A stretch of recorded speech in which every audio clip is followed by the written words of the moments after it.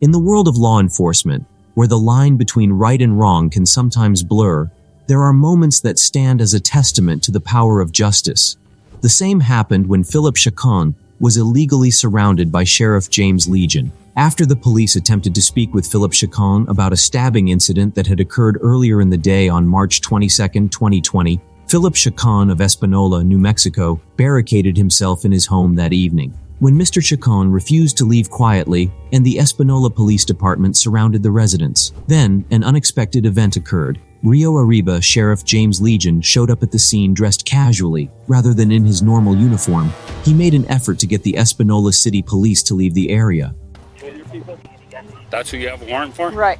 Pull everybody out. I'll bring him in. Excuse me? I'm not asking. I'm telling you. I will bring him in. We don't need to make this bigger than what it is.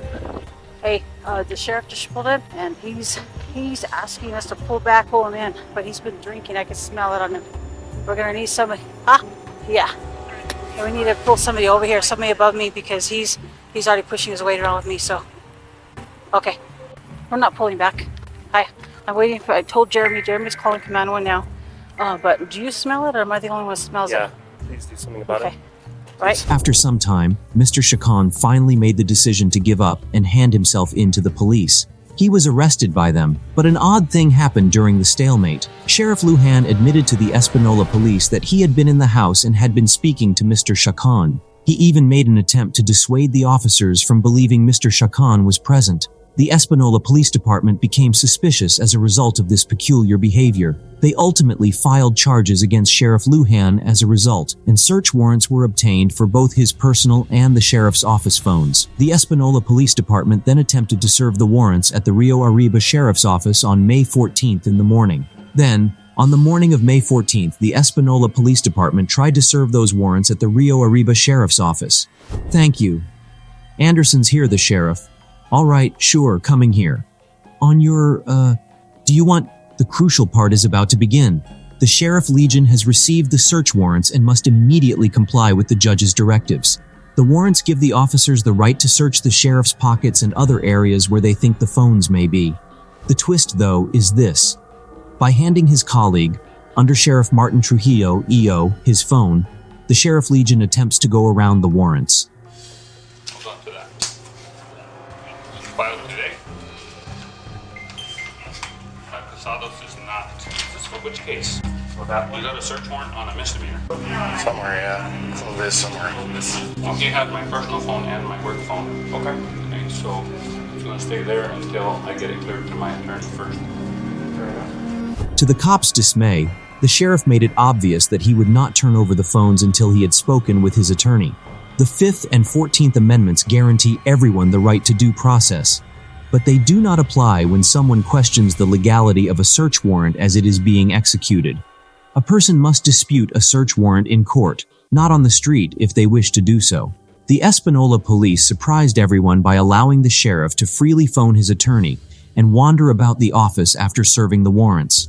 It demonstrates how cops frequently accord one another preferential treatment while performing their duties. It's quite uncommon for authorities to let a suspect follow a warrant on their own terms in a nation where departments can conduct surprise raids, seize copious quantities of unlawful goods, and access private information, all in the name of justice.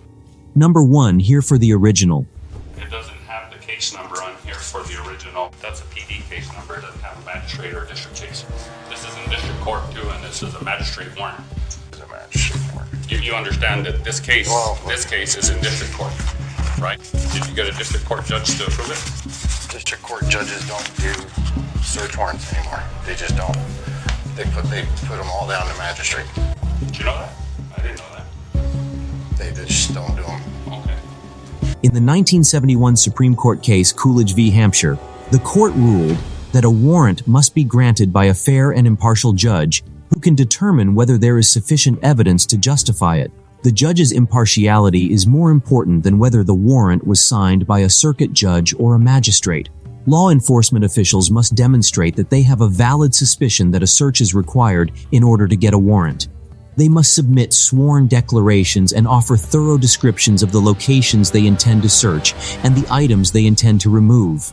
Sheriff Luhan utilized both his personal and work phones during the March 22nd standoff, and these phones are the only ones covered by the search warrant that the Espanola police are attempting to execute. Keep in mind this fact because it will be crucial later on in the narrative. What is it exactly are you looking for? So it stipulates in there. Mm-hmm. Wow. 3 units out there? The undersheriff, myself, the transport deputy, Leon's doing a report. So you Sounds good. saying I'm going to do something? Well, we don't know. You don't know? Really, Ernest? Really? Sure. Wow. Okay. Well then, Right. you gotta stand outside of my office. This minor altercation demonstrates that the deputies place a higher emphasis on their fidelity to the sheriff than on their duty to uphold the law.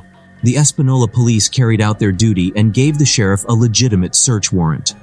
The Rio Arriba deputies have a responsibility to uphold the law as it is set down by their justice system, just like any other member of law enforcement.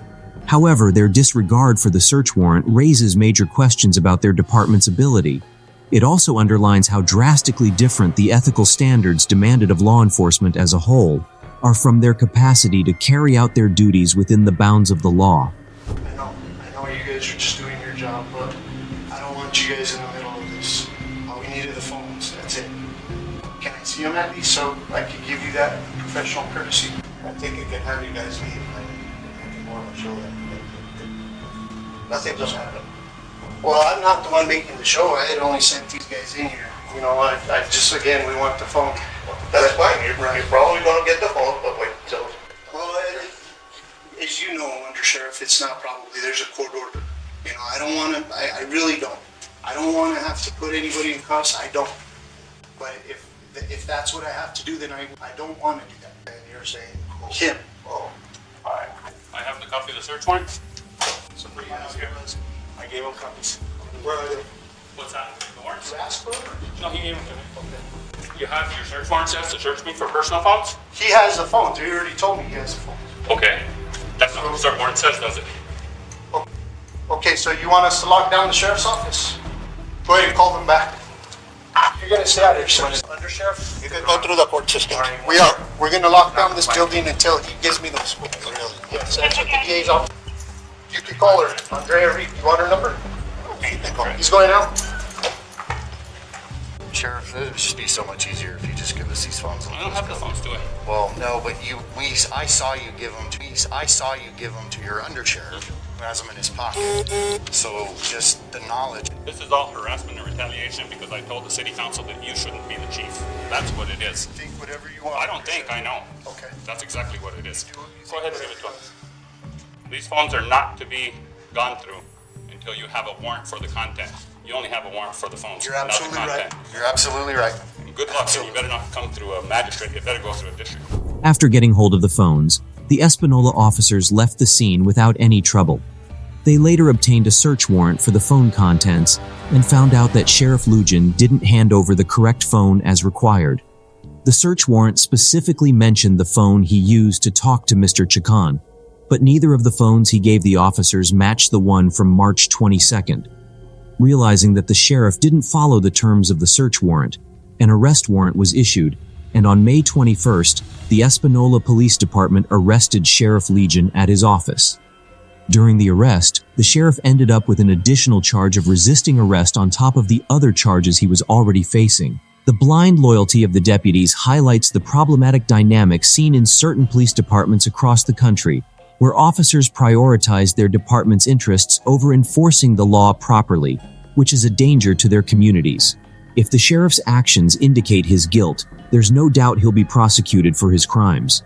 It'll be interesting to see what information is found on the hidden cell phone that the sheriff went to great lengths to conceal, and there's a good chance he could face additional charges in the future. All Americans are equally bound by the laws of this country. However, the leniency shown by the Espanola Police Department to Sheriff Luhan doesn't align with the standard procedures followed in most interactions with ordinary citizens.